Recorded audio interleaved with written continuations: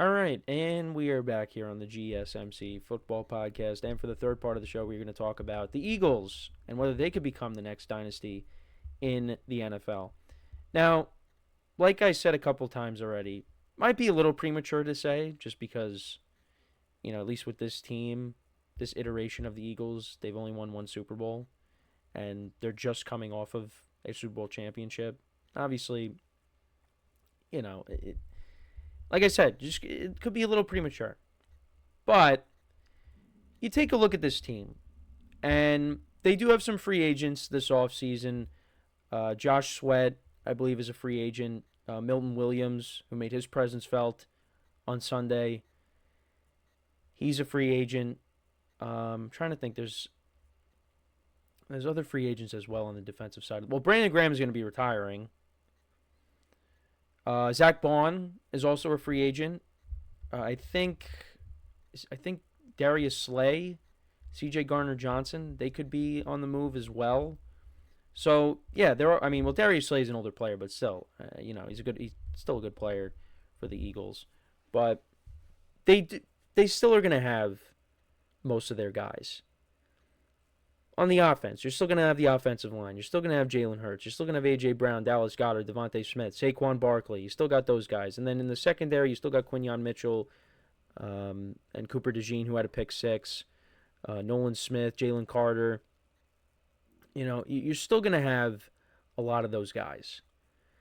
And you're losing Kellen Moore to the Saints, which hurts, but they're going to be okay. And I know I just said they're coming off of their first Super Bowl championship with this iteration of the team. Now, 2017, they won their first championship, but a lot of the guys that are on the team now weren't on the team then. Brandon Graham is now gone. Well, he's going to retire. Fletcher Cox, Jason Kelsey, those guys, they retired last offseason. It's really just, is it just Lane Johnson now? Lane Johnson and, well, Jake Elliott from the last Super Bowl. And I think the long snapper, he was on the team. But yeah, a lot of those guys from that Super Bowl are not on the team anymore. And also different coaching staff as well. But listen, they've made it to the Super Bowl now. With this team, they've made it to the Super Bowl now 2 times in the last 3 years. And you kind of look at it. I mean, going into next year, they're going to be one of the top teams again in the NFL. Now, teams are going to be better. I would have loved to have seen how they would have played against a healthy Lions team. How would that matchup have played out? I think if the Lions would have got past the Commanders with all the injuries on defense, that would have been a problem.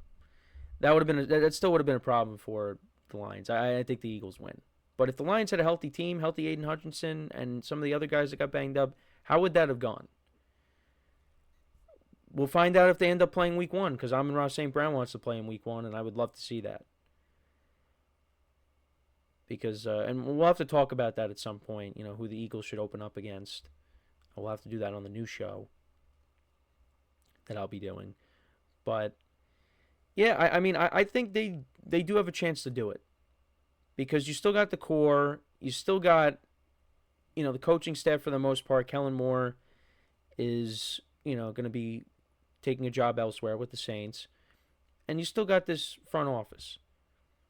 This front office, one of the best front offices in sports, really. They had a disappointing end to their season in 2023, excuse me, and they bounced back in a big way. And I said going into the year, that I liked the moves that they made, especially bringing in Saquon Barkley. You figured that, and also, changing up the coordinators, bringing in some veteran coordinators. You figured that was all going to work out, and I didn't have them in the Super Bowl. I didn't have them winning it. I did have them, being a very good team this year, but I did not have them in the Super Bowl. Because, well, I thought the 49ers were going to be better, and my pick to go to the Super Bowl out of the NFC was the Lions. But now you're going into next year, just look at their own division. The Commanders are not going anywhere. You figure Dallas is going to be better. I'm not counting the Giants. the NFC West, I think, will be better. The 49ers, I think, are going to bounce back, and they're going to be healthy. So you're going to have to deal with the healthy 49ers squad. Now, when they played each other in the championship game in Philly a couple of years ago, the Eagles beat them up, but part of that was because Brock Purdy got hurt. That's another game. I would have loved to have seen if Brock Purdy played that whole game. How would that have played out? How would that have played out? We'll never know. Because then we saw, the following year, the Eagles and the 49ers matched up, and the 49ers destroyed them, and that sent the Eagles on a tailspin. So now how would the rubber match go? I don't know. But the 49ers, you figure, are going to bounce back. The Rams, we'll wait and see what they do with Matthew Stafford, but even with them trading Cooper Kupp, this is still going to be a good team. If Matthew Stafford is the quarterback next year, this is going to be a good team. They did a good job at revamping the defensive line. You still got Puka Nacua. You still got Kyron Williams. And you got Sean McVay, who is one of the best head coaches in the NFL. And Rams were right there. They were right there to knock off the Eagles. And that Jalen Carter sack towards the end of the game was huge. And then you got Seattle and you got Arizona. They didn't finish with terrible records. Well, Seahawks finished with a winning record. Cardinals, they finished 8-9. They finished, looked like, hey, they were in first place at one point, and you thought maybe they'll make the playoffs, but ended up not happening. And then you got the North, which is going to be one of the toughest divisions. You got the Lions, Packers. You also have the Bears. We'll see what they end up doing. Well, I should have said the Vikings first. We'll see what the Vikings end up doing if they end up bringing back Sam Darnold. But you figure that they're still going to be in the mix. The Bears, I expect them to bounce back, but they're not better than the Eagles. Not even close. Well, I wasn't even going to say that. I'm just saying that the Bears could be better next year. And then, for some reason, the Buccaneers just own the Eagles. But, the Eagles are still better than them, and the Eagles are better than every other team in that division. So, I'm just looking at the NFC. Eagles right now, you could say maybe there's one or two teams. If everybody's healthy, there are one or two teams that they're going to be competing with. Because I think a healthy 49ers squad, poses a threat. And obviously a healthy Lions squad poses a threat.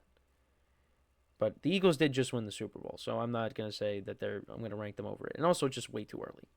It's way too early to be talking about them being the next dynasty. But they did make it to the Super Bowl in 2 of the last 3 years, like I said. And then on the AFC side, look, you figure the Ravens and the Bills are going to be there, and of course, the Chiefs. Could it be one of those Cavs-Warriors situations? And, again, that's a little tease because, again, we're going to be going over to all sports next week. So we're going to be able to talk about those teams. We are. It's going to be exciting.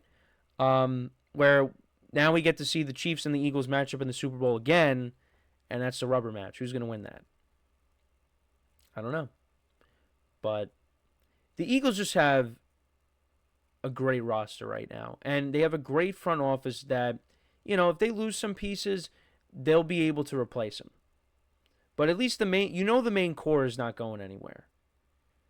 They're not going anywhere. And you kind of have this window with Saquon Barkley because, Saquon Barkley, he's got a lot of mileage on him already.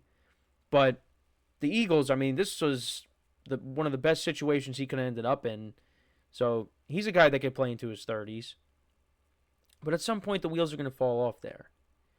And, Jalen Hurts did say to Saquon that he was the missing piece. That clip of them two talking on the sidelines that was posted on social media. He said to Saquon that he was the missing piece. And you know what? In a lot of ways, yes. He was the missing piece. Because he took that offense to the next level.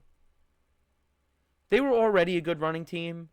But I don't think if you have DeAndre Swift or, if you had Miles Sanders, Boston Scott, and Kenneth Gainwell. You still have Kenneth Gainwell, but still, if you had those guys, would the Eagles have made it to the Super Bowl?